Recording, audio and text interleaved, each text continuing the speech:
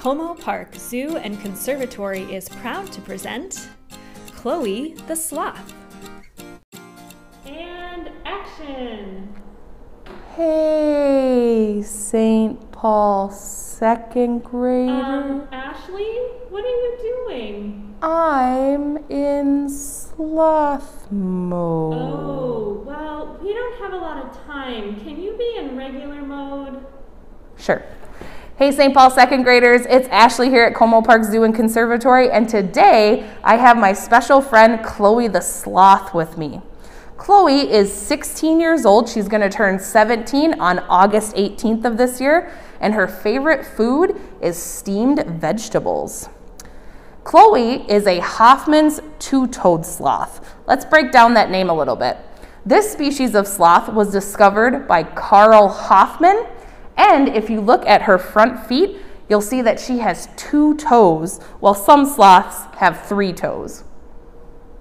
Today, we're going to look at what Chloe's life is like here at the zoo and compare it to the life of her wild cousins. Wild sloths are found in the tropical rainforests of Central and South America. They are born in and spend their entire lives in trees. They also only eat food found in those trees, like leaves, twigs, and flowers. Wild sloths are most active at night.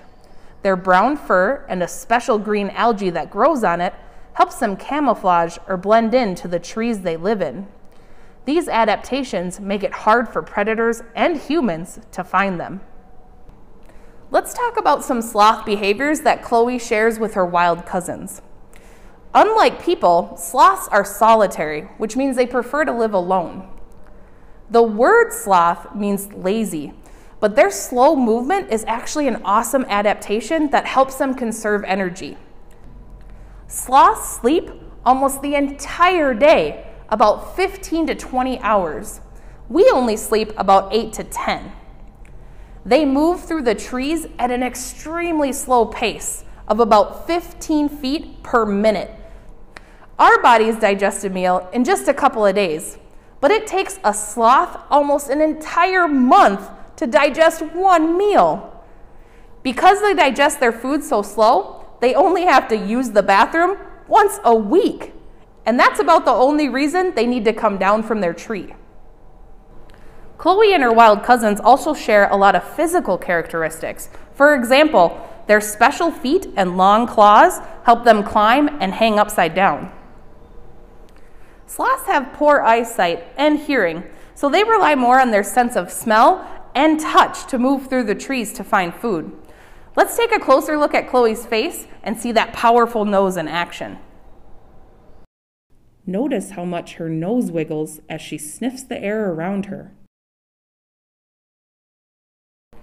Even though Chloe is the same as her wild cousins in many ways, her life is very different because she lives here at the zoo.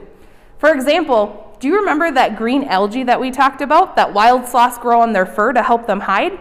If you look at Chloe, you can see she doesn't have that. There's no algae here at the zoo, but there's also no predators, so she doesn't need it. Let's take a closer look at how Chloe's life is different here at the zoo. Chloe was not born in the rainforest like wild sloths. Instead, she was born at another zoo in Jacksonville, Florida. She came to Como in 2005, 16 years ago, and has been here ever since. Chloe lives in an exhibit called Tropical Encounters. Like wild sloths, Chloe has a favorite home tree where she spends most of her time. However, she also has a bedroom that she is moved to at night when the zoo is closed. The zookeepers move Chloe between her tree and her bedroom every day by carrying her. Chloe is an herbivore or a plant eater like her wild cousins, but she gets to eat a lot more than just leaves and twigs here at the zoo. Her breakfast is usually romaine lettuce. Her dinner is a mix of fruits, vegetables, and special sloth biscuits. Remember, because she is a sloth, Chloe does not need to eat a lot of food. She gets exactly what she needs to get her through the day of mostly sleeping. Yes, Chloe does sleep a lot, but unlike her wild cousins, she tends to be a bit more active during the day. The zookeepers wake her up around 9:30 so she can be up in her tree by the time the first visitors come to the zoo at 10. And wow, are there a lot of visitors. Those visitors pique Chloe's interest throughout the day. If visitors are lucky, they might catch Chloe climbing around and exploring her tree, scratching her fur, or even making her once-a-week trip to the ground to go to the bathroom. I hope you had fun today. Share something you learned with friends and family, and don't forget to come visit Chloe in Tropical Encounters.